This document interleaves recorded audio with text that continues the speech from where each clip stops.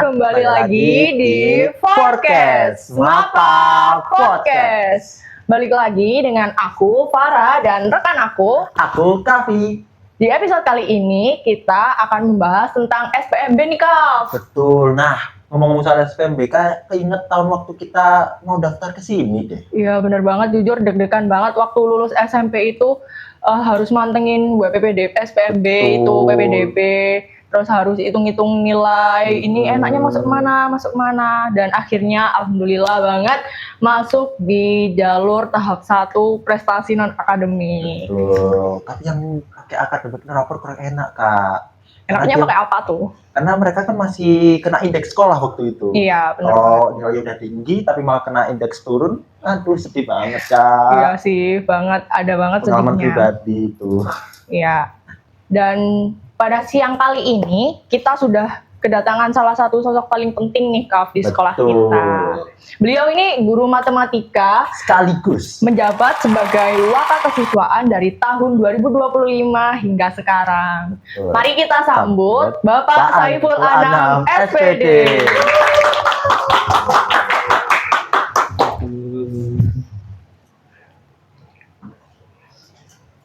Monggo Pak. Ya, permisi. Selamat siang Bapak Anam. Selamat siang. Bagaimana kabarnya Pak? Alhamdulillah luar biasa. Sehat Pak? Alhamdulillah sehat sekali. Terima kasih Pak. Alhamdulillah ya. Terima kasih sudah menyempatkan waktunya Pak di sela-sela kesibukannya Pak Anam, ada SPMB ini. Betul. Masih bisa datang ke podcast kami untuk sharing-sharing mengenai SPMB. Betul.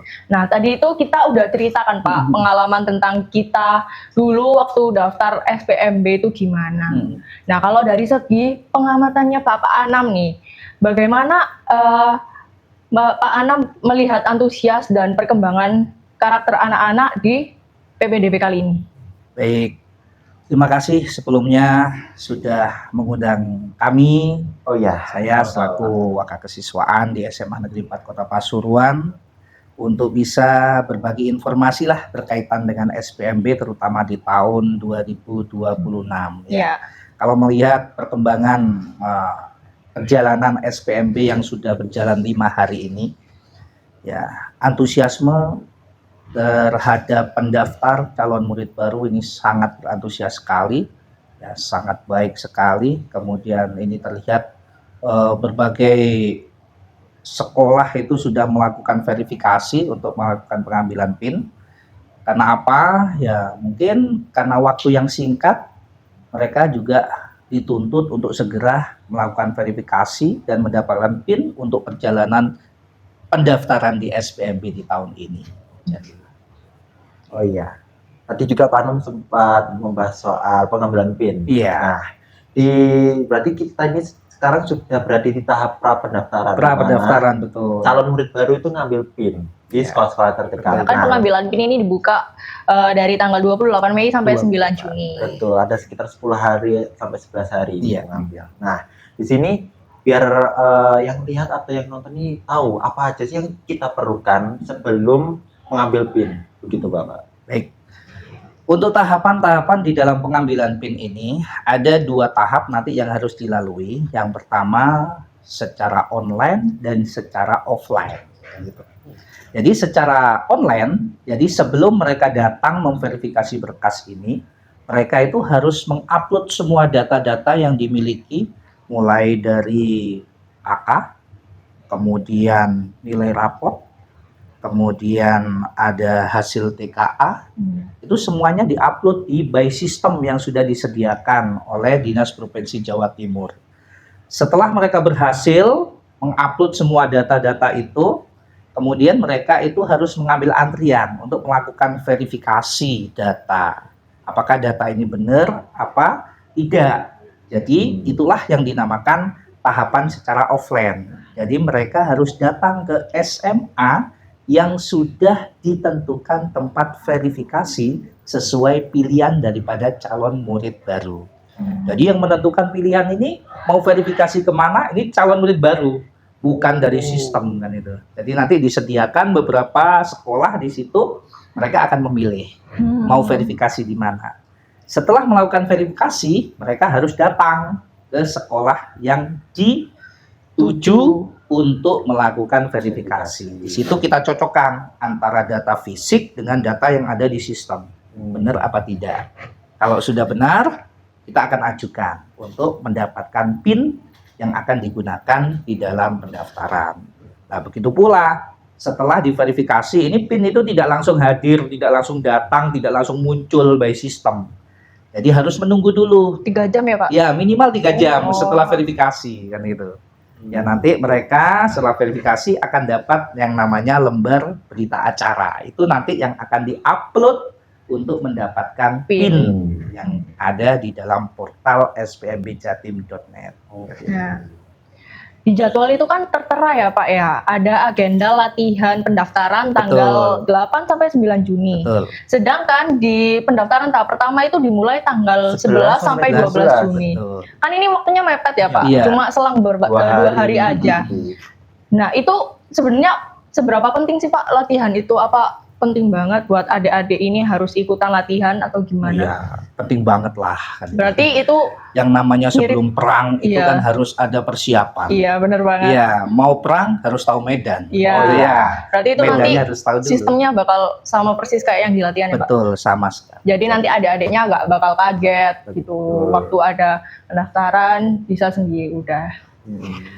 Jadi benar kata Pak Anam tadi, ibarat simulasi mau perang, kita harus tahu medan perangnya bagaimana. Betul. Seperti itu. Nah, lanjut setelah prosesi pengambilan PIN ini, kita bakal pindah ke tahap pertama begitu Pak, yaitu Jalur domisili. jalur domisili. Nah, sebelumnya nih Pak, dari pengalaman saya tahun kemarin itu kan domisili ini sebenarnya adalah jalur zonasi yang diubah namanya menjadi domisili.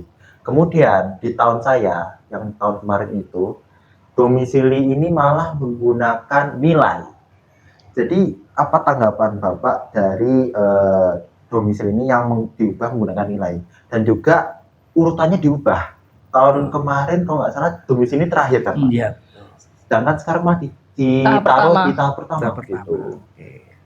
Baik, sebelum saya jelaskan nanti bagaimana proses yang ada di jalur domisili, ini sekilas kami informasikan bahwa sistem penerimaan murid baru yang ada di tahun 2026 ini memang sedikit berbeda. Ada perubahan dibanding dengan tahun yang lalu, tahun 2025.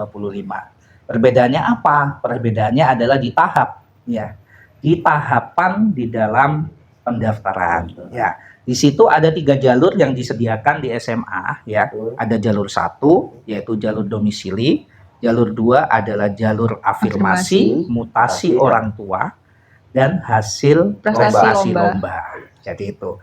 Dan jalur yang ketiga adalah jalur nilai prestasi akademik. Nah, kalau di tahun sebelumnya jalur domisili ini memang ada di jalur 3. Betul. Iya betul. Ya. Terakhir. Untuk tahun ini dibalik. Nah, Nah, ya, dibalik dengan kuota yang lebih besar di jalur domisili. Jadi jalur domisili ini berada di jalur pertama. Kemudian diikuti jalur 2 yaitu jalur afirmasi, mutasi, dan hasil prestasi lomba. Dan yang ketiga baru di sini ada jalur yang namanya prestasi nilai akademik. Ya, ini memang berbeda dengan yang namanya jalur zonasi ya. Jadi mungkin dari sini masyarakat akan tahu, karena tidak semua masyarakat tahu, dan mungkin banyak masyarakat beranggapan kalau di jalur domisili ini rumah yang paling dekat dengan sekolah pasti diterima. Pasti diterima. Pasti aman iya. gitu. Nggak mungkin, ya. Nggak mungkin aman kan? Karena apa? Ini bukan jaminan. Di jalur domisili ini tetap nanti seleksi di jalur domisili ini ada beberapa tahapan. Yang pertama yang akan dilihat adalah nilai prestasinya. Nilai prestasi ini diambil dari mana? Dari 60% nilai rapot semester 1 sampai 5 ditambah dengan 40%-nya dari nilai TKA. Jadi itu. Jadi ini seleksi di jalur 1, jalur domisili. Ketika ada nilai yang sama, bagaimana ini kan gitu? Misalkan nilainya sama kan Iya, gitu. benar. Nah, baru di sini ada yang namanya jarak terdekat. Oh. Siapa yang dekat dengan sekolah ini yang akan diambil Diambil. dulu. Nah, misalkan nilai sama, jarak rumah sama, terus apa yang digunakan untuk seleksi? Dan yang ketiga muncul yang namanya usia. Oh, usia dulu. Usia yang Usia juga lebih masuk ya, tua, usia yang lebih tua ini akan diambil terlebih dahulu. Jadi ketika nilainya sama, jaraknya sama, maka usia yang lebih tua ini yang akan diterima terlebih dahulu. Jika tiga-tiganya sama, bagaimana?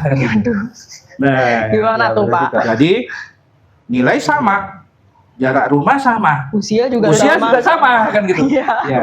Yang keempat yang muncul untuk digunakan seleksi, Apa itu, Pak? siapa yang daftar duluan, dia yang akan Oh, berarti diterima. cepat-cepatan ya. Betul.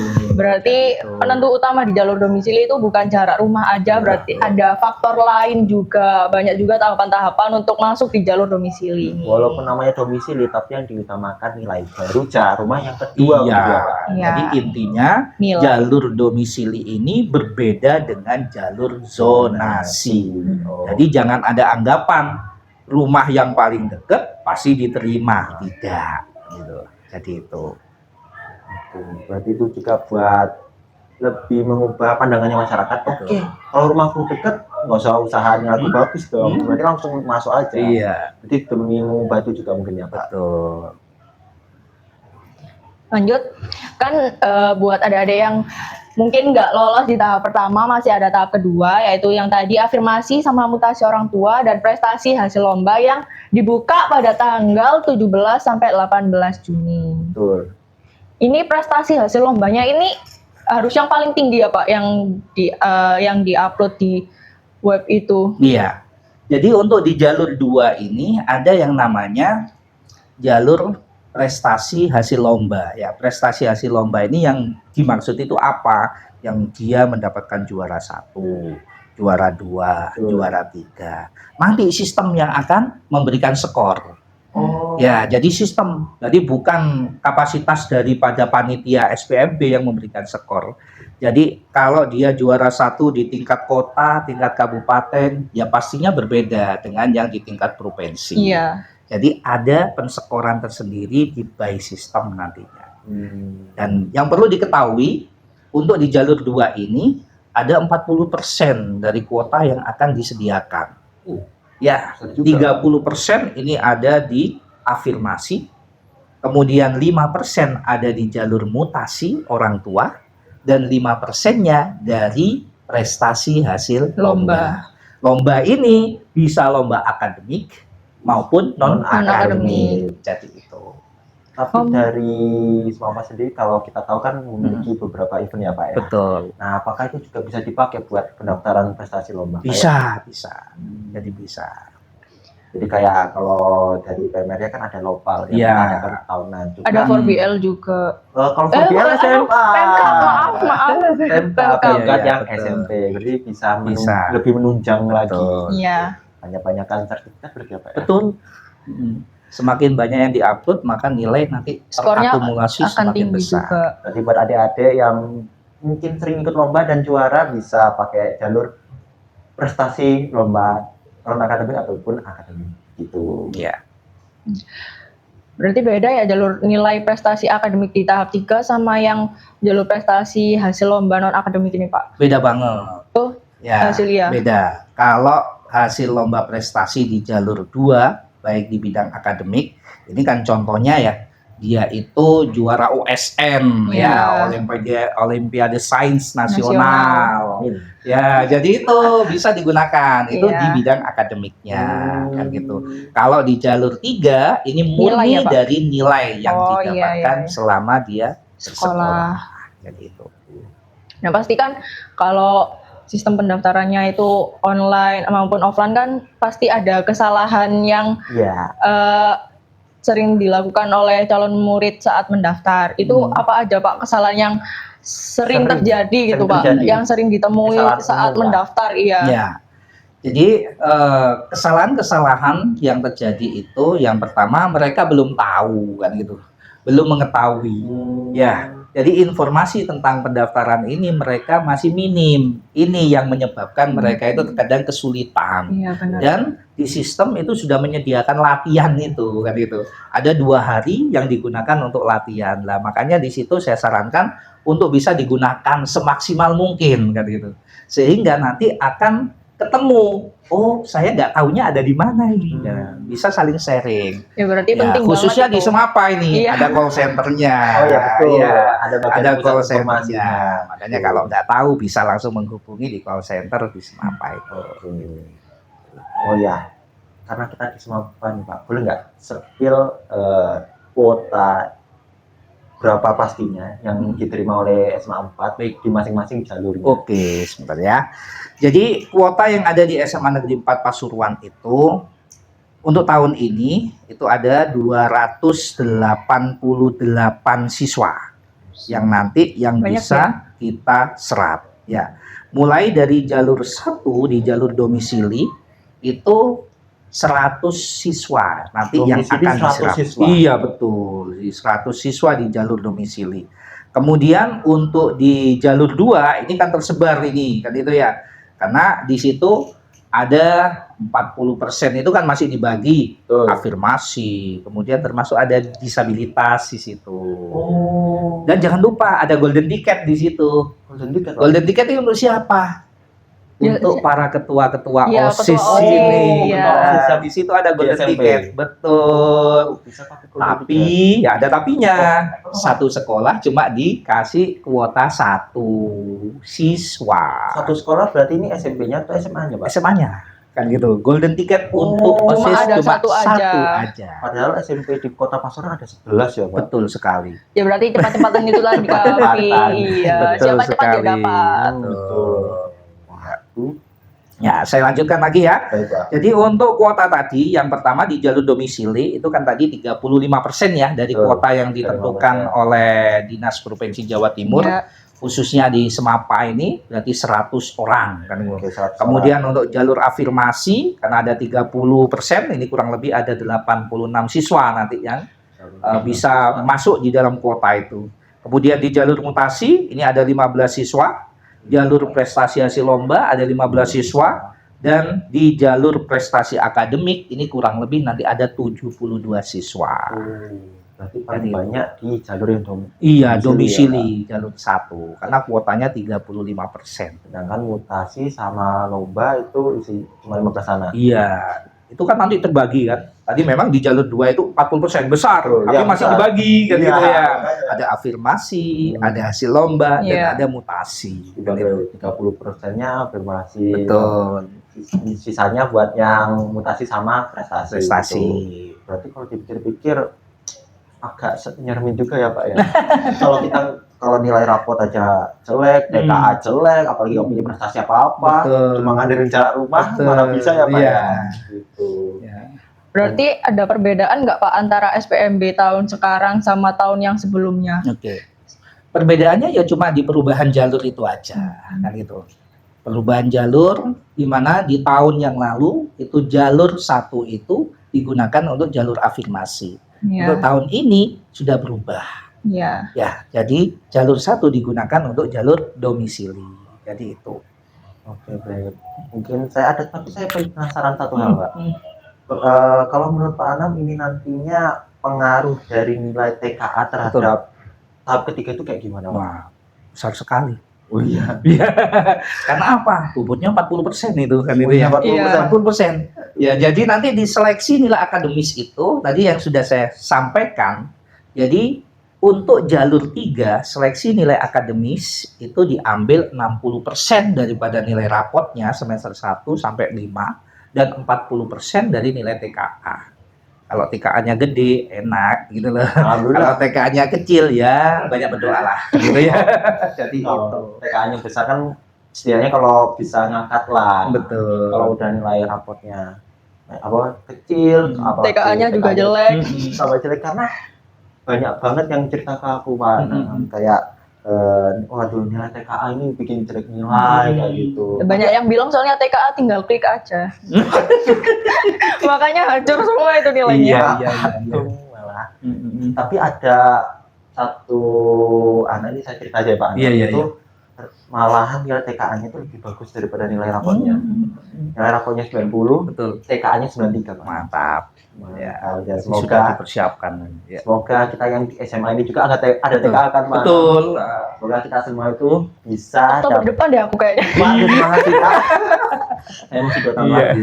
Jadi Ya. semoga kita bisa Semuanya mendapatkan dapat hasil nilai yang terbaik. Betul. Semoga adik-adiknya masuk semapanya juga gampang ya. Betul sekali. Dan juga terakhir terima kasih untuk Pak Anam. Sama-sama. Penjelasannya sudah jelas Iya. banget. Semoga bisa membantu adik-adik yang Bisa kurang paham. menggambarkan bagaimana Bisa SNMPTN kalau ada ini. yang kurang paham bisa calling call centernya. Waduh, boleh kalau kakak ini aja. Oke lah, baik Pak Anam, terima Ya, kasih. sama-sama. Terima kasih atas kesempatannya Pak Anam Siap. sudah hadir di podcast kita. Saya sangat terhormat dan juga untuk kalian yang sudah nonton, terima kasih juga dan nantikan podcast kita di episode Episode selanjutnya. Terima kasih.